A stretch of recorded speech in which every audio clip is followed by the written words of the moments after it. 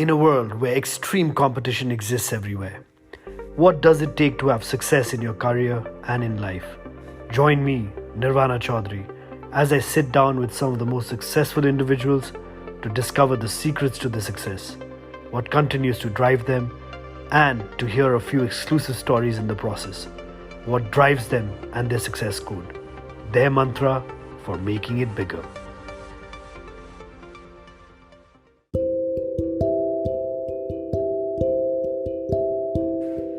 Hello everyone, this is Nirvana Chaudhary back again with my podcast Making It Bigger. Today I have with me someone who absolutely needs no introduction. Someone who I personally looked up to from a very young age. I've seen him transform the organization that he currently leads. Apart from the many hats that he wears, he's also probably one of the youngest leaders, the presidents of the FNCCI. But that's his business aspect. I've known him more closely as an individual, as a human being who has a very kind heart, but also as an individual who's continuously pushing his boundary within himself as well. I get really inspired with this gentleman when it comes to outdoor adventure or trying out new things. I'm absolutely delighted to have Shekhar Dai with me over here. Mr. Shekhar Golsha, again, someone who needs no introduction. Shekhar Dai, thank you so much for coming on the podcast. Thank you, Nirvan. It's my absolute pleasure. Yeah. I know, your podcast is very unique, and it's an honor to be here. Thank you, Shekhar. The first question that I always ask, I'm absolutely blessed meeting successful people like yours. You definitely have a success mantra, something that drives you. What is that one success mantra that you have, which continuously pushes you to push that boundary of yours? I think it's the balance of life is something which I always opt for, because success is just not the professional success. It's success is all about having a great personal life, a public life, as well as your business. So for me, success is balancing all of that. So if you see my lifestyle as well, I try to switch on and switch off into various roles which I play. Like, for example, in the morning, no matter what, I don't take up meetings. I get up early in the morning. I go for a minimum 2 hours hike and come back, do my stretching. I think nothing stops me from that, even rain or anything like this. So I continuously do that. I try to stay fit. And also the fact that, whenever I am with my family, I try to keep the mobile phone away. I try to spend as much time as possible with them. Try to be extremely patient with my children and with my family. And we never switch on the TV. We will play probably a board game or some games together, or we get into a discussion which is not judgmental and try to be, treat everyone as an individual. And when I'm at work, obviously people who have been closely associated with me, they know my working style.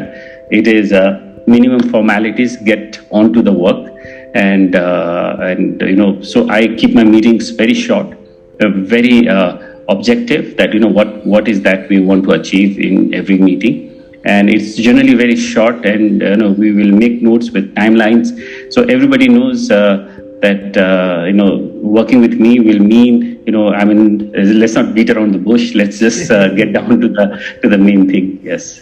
No, that's amazing. Trust me, I don't think 99% of the people would really know this is what your success mantra, and it's amazing. The basic fundamental of actually prioritizing and balancing your life, and you do it so beautifully. It's amazing, to hear about this, and to also know that how I've seen how you just straight away talk about things that matter, prioritize things that are important. It's great. You've obviously had an opportunity to go outside and study. I'm sure your parents always wanted you to get the best education, and you've done that. But you've decided to come back to Nepal, right? And as many youngsters, as many people in the youth coming back to Nepal and being sort of sucked into the inefficiencies, the challenges that exist in our part of the world. You definitely would have been frustrated, but at the same time, things would have been challenging, but you would have been positive as well. Now to take that to the next level, you have now decided to take on the leadership role of FNCCI. That's representing the entire business sector. I mean, how do you see your presence in Nepal as an entrepreneur in Nepal, someone who's continuously taking the economic momentum forward in Nepal? Nirvan, first of all, I did study abroad, but I dreamt of coming back to Nepal all the time. I don't think so. Even given an opportunity, I would live anywhere else but Nepal. There are a couple of reasons for that. There could be personal reasons, but I think the other main reason is I think this is the land of opportunity. And this is a country of almost 30 million people, and growing very fast. If you look at our per capita income, it is one of the rapidly growing economies of the world in terms of our percentage of our per capita. It is also got a lot of opportunities to do because it's still a virgin land. There's a lot of places which has not been explored so far. So it's always a great opportunity to be here. And I think we're blessed with so many natural resources. And then I always, because I've probably been to 45, 50 countries, but all the countries are beautiful. But I think there is what Nepal offers in terms of beauty, in terms of biodiversity, in terms of pure history, in terms of culture, it's undiluted culture. I think it's not many countries can offer that. And so I think all of this also bring business opportunities, which is, I think, is not been explored so far. As far as my role in FNCCI, of course, Nirvan, that I do come from a business family. My grandfather set up the first industry of Nepal, and that was in Rana Kalin times. And, it was extremely big, challenging. Even when I used to hear him speak about it, it used to give me goose pimples that he actually walked from Biratnagar to Kathmandu in order to take a permission to set up the first industry of Nepal. And he tried all the tricks in the book, and then finally managed to get the permission for this industry. So we have that industrial background, and also the fact that around almost 57 years back, my grandfather and my father were one of the peoples who actually who visualized FNCCI as what it is today. The first Bidhan was made by my dad, and so for me it was emotionally connected. I'm very emotionally connected to this organization, despite the fact that a lot of people do feel that is it really worth the time? But I feel that it is collectively speaking your issues is far more powerful than individually speaking. So FNCCI needs to get to the place where our collective voice is extremely powerful. So my effort and my passion was because there was a family legacy on this. So I wanted to make sure that FNCCI, I take the leadership and try whatever I can to put it back into its glory days. Amazing. I didn't know about this actually, and that just shows on to demonstrate that again, there are two types of entrepreneurs, right? One head first and heart second, and you're clearly again something I put myself also into, heart first and balancing it with the head. Dai, tell me, so youth are continuously talking about getting frustrated here, not many opportunities. So you still feel there's tremendous opportunity. We must have patience for it. We must continue and sort of focus on our goals, right? Definitely, Nirvan. And it's true that wherever there are inefficiencies, there are opportunities as well. In very efficient countries, you will see the entrepreneurship is almost dead. And I think entrepreneurship comes when there is chaos, there is uncertainties, inefficiencies. Then entrepreneurship also blossoms. So I feel that there is no reason to be frustrated with the system. We need to find our way within the system. And if you have the patience and the perseverance to find a way through the system, I do feel this is an absolute land of opportunities. Yeah, absolutely. I couldn't agree more. You're someone who's continuously challenges the status quo, thinking out of the box. I was particularly so happy when I got to know about your ambitious plan of setting up Nepal's first assembling line for motorcycles. right? And that's something, I mean, only you could have thought of. When I know that your organization's also set up Nepal's first own automobile vehicle, when are we going to see your organization's brand, a homegrown brand, being put in a vehicle, going to electric vehicle, hopefully one day? What are we? Can you tell me a little bit about that?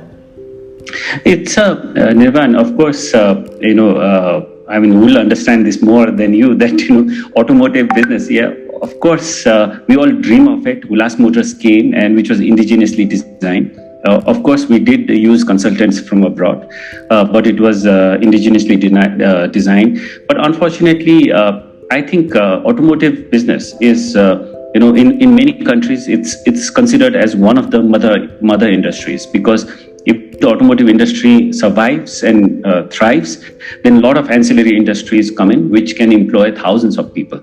So I feel that it's very important. But unfortunately, I think the time wasn't right that time. We were not able to convince the government that our automotive industry needs long-term support from the government and handholding from the government. So unfortunately, I guess it was much ahead of its time. But of course, motorcycle assembly, which we have started, it is already employing more than 500 engineers. And we feel that had it not been had it not been COVID, I think we would have started backward integration in a big way. But we have plans. We will be backward integrating a lot of components which goes inside the bike, and we feel that maybe in 2 years' time, almost 30% of whatever goes inside the bike will be locally produced. As far as own brand is concerned, honestly, we have dreamt about it. Hulas Motors was one thing. I mean, obviously that was before the time, but I think the challenge is the market size. To have a complete R&D. I think automotive requires. Because the vehicle has to last a long time, so it requires a lot of engineering and know-how. So I guess maybe we're dreaming of it, but honestly, no plans to put my own brand on automotive right now. Okay, I hopefully one day really want to see this. I'm sure one day it'll come. Then my last question, I like you, following your footsteps, I fell in love with our country's gift of these majestic mountains. And I know you've not only outside the world, but within Nepal also you've trekked quite a lot. And I just fail to understand, why aren't the youth going out there and exploring what the whole world comes to Nepal for? Any message you want to give to the youth of our generation, or why they should, go outdoors, even if it's for the beauty or for their own personal, challenge? Or how do you, some message I want you to give to the youth then. Why do you go for these treks?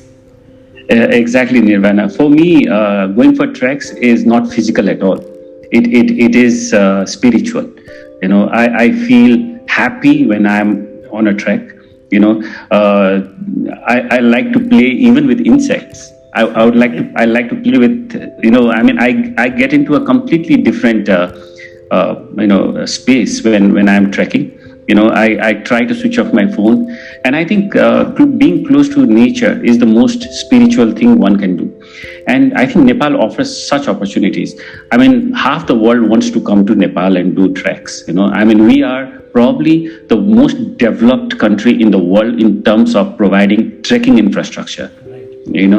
And unfortunately, the youth sometimes, but it is increasing. And I have some figures. I don't have it right now, but more and more Nepalese youths are going for treks. They're finding that exploring your country first before exploring outside. And I see that attraction, which is increasing every time.